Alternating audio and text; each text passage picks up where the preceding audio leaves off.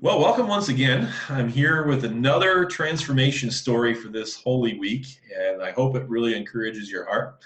I'm here with Amanda Ronenberg.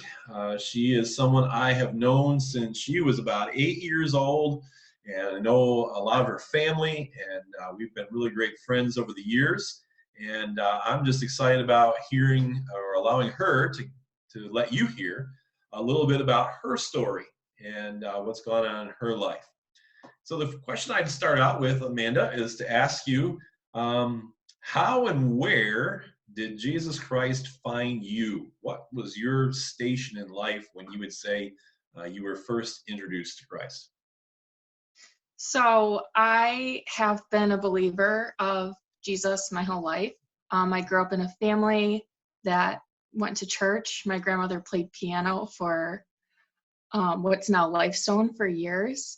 My mother is very faithful, and I've watched a lot of family walk with the Lord. So in a way, I've always known Him. But as I've gotten older and I'm getting farther into my 20s, I have had a couple of things happen that kind of led me a little closer to Him. Okay.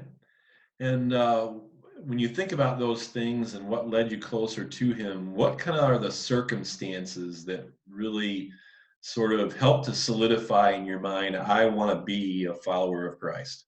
Right.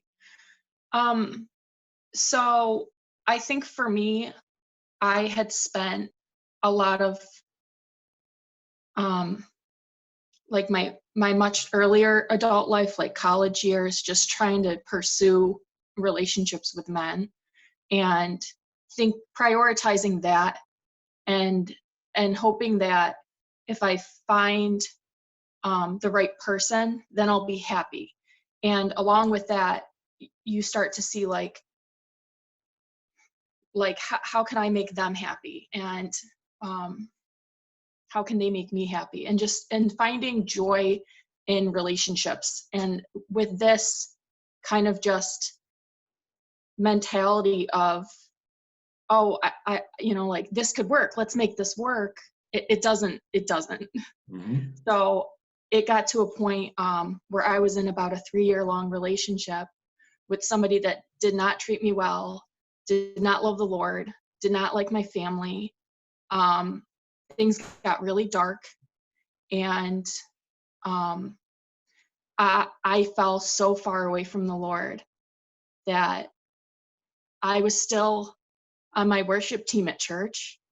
I was still kind of like praying on Sunday mornings and speaking about the Lord with my sisters and being very aware of their walks with the Lord. And um, it just got to a point at the end of this relationship that I was in, that when everything broke and snapped and we broke up, I was lost.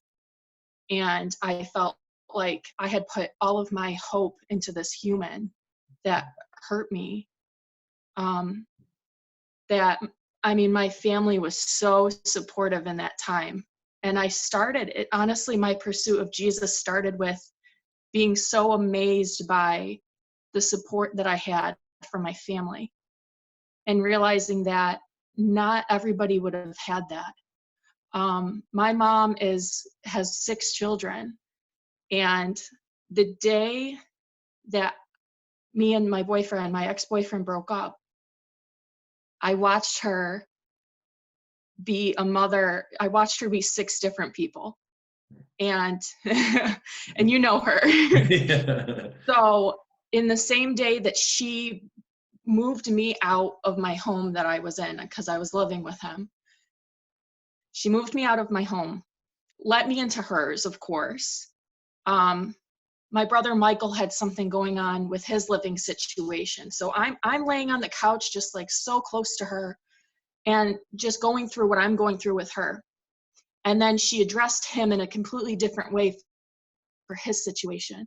And then one of my other sisters came in, and she just shifted to be a different person for each one of us. And I just remember feeling so lucky to have her So then it just, it's like made me really grateful. So my first real like feeling of acknowledging the Lord was acknowledging how grateful I am for who he made me to be and the life that I was born into with the family that I have. So Mm-hmm. that yeah, that's my answer. Yeah. And since you made that choice and you kind of, I guess you could say, sort of laid it all with Jesus instead of just sort of halfway there, Right. how has your life been transformed since? What's been Right. some new things? So that story was that, so that's, it's been about almost 2 years since that day. So and along the way I have had my ups and downs of still saying, putting my foot down and saying, well, this is what I want, or I'm going to like I've still stumbled a lot. But in my stumbling there's still goodness. In my stumbling there's still he's still present. So now I I understand the value of a daily pursuit of him. Um, I feel a lot more value for my church family.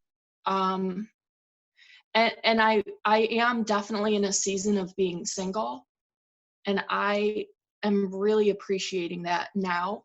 In the last, honestly, it's been 2 years, but I appreciate it more in the last couple of weeks since we've all been in quarantine. I appreciate it a lot more right now because I just can focus on him and I'm accountable to him. And yeah, my life has changed a lot. He's graced me with a lot. And I'm just super grateful. Super grateful. Great. And what would you say to that person out there who right now is thinking this quarantine is just the worst thing ever, and Right. or maybe they're living in fear because of it, or they're lonely or doubtful or whatever. What do you Right. what encouragement would you give to them? Right. Um, I think that what's really important when we're in this time of quarantine and being stuck in one place, um, I think it's important to, first of all, not be upset with God. And I think that it's important to try to understand his grace in this time, that he's prepared us all for this, and, and that this is his grace preparing us for something that's to come. Um, I would definitely recommend getting into scripture. Always suggest that people start in the Psalms. It's just so emotional and vulnerable. And a lot of them remind me how much joy I can find in the Lord, but others also that it's okay to be frustrated, angry. So they kind of give me a direction. And through prayer, just speak to him. Even if you don't know what that feels like, just do it and see and keep going with it. Hmm. Great. Great encouraging words. Thanks, Amanda, for sharing your story. I'm really praying that You're it will be an welcome. encouragement to somebody out there who's listening and just needs to hear it for this season of life that we're going through. So thanks a lot for doing this. You're welcome.